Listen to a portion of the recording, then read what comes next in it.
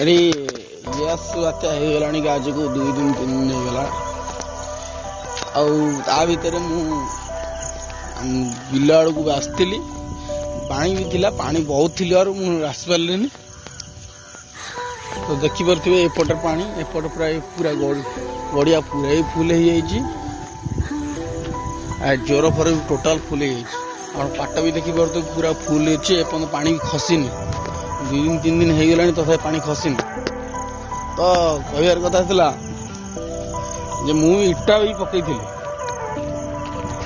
ଇଟା ପକେଇଥିଲି 10,000 ଭଳି, ତ ଏପର୍ଯ୍ୟନ୍ତ ଆସିନି। ଏବେ ଦେଖିବାକୁ ଯିବା ଇଟା କ'ଣ ହେଇଛି, ଭାଙ୍ଗିଛି କି ଅଛି କି କ'ଣ ହେଇଛି ଟୋଟାଲ ଆମେ ଜାଣିନି। ଦେଖିପାରୁଥିବେ ପୁରା ଗଡ଼ିଆ ଫଡ଼ିଆ ସବୁ ଫୁଲ, ଏପର୍ଯ୍ୟନ୍ତ ଦଣ୍ଡା ପୁରା ବି ଫୁଲ ହେଇଅଛି।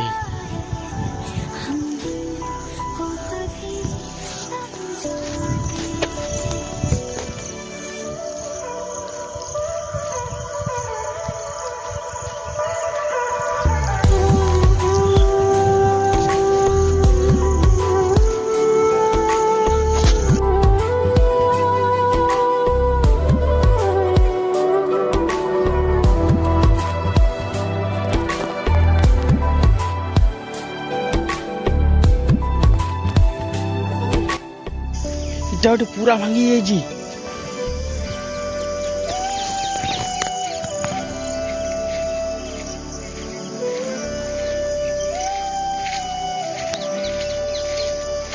ଟୋଟାଲ ଗଳି ପଡ଼ିଛି।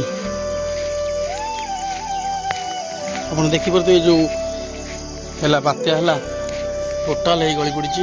ନାଇଁ ଏଟା ପବନ ହେଲା ପୁରା ମୋଡ଼ି ଦେଇଛି ବୋଧେ। 4 କର ଗଳି ଯୋଉ ଗଳିଛି ପବନ ହେଲା ମୋଡ଼ି ଦେଇଛି।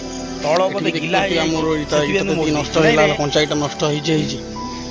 ଏପଟେ ଖାଲି ଏଇ ଗୋଟେ ପଟ ଛାଡ଼ିଦେଲେ ଟୋଟାଲ ସବୁ ଗଳି ପଡ଼ିଛି। ଆକୁ ତୁ ନବୁ କେମିତି ମୁଁ ଚିନ୍ତା, କିଛି ଉପାୟ ବି ନାହିଁ। ପୁରା ଛିନ୍ନ ବିଚ୍ଛିନ୍ନ ହେଇଯାଇଛି, ତାକୁ ନବୁ କେମିତି? ତାକୁ କେମିତି ଯିବା ଟିକେ। ଅଧାରୁ ଅଧିକ ଥର ଭାଙ୍ଗି ଯାଇଛି, ପୁରା ଅଧା ଇଟା ପୁରା ପ୍ରବଳ ହେଇଗଲାଣି।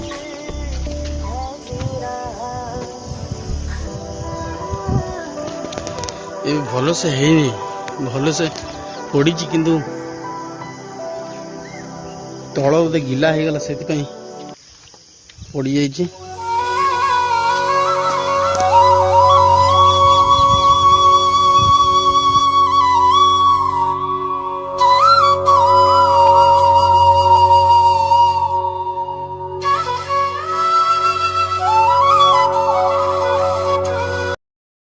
ପୁରା କୋଣାର୍କ ମନ୍ଦିର ଭଳିଆ ପୁରା ହେଇଯାଇଛି। ଆଉ ଅଧା ଯେମିତି ଭାଙ୍ଗି ଯାଇଛି, ପୁରା ଟୋଟାଲ ଭାଙ୍ଗି ଯାଇଛି।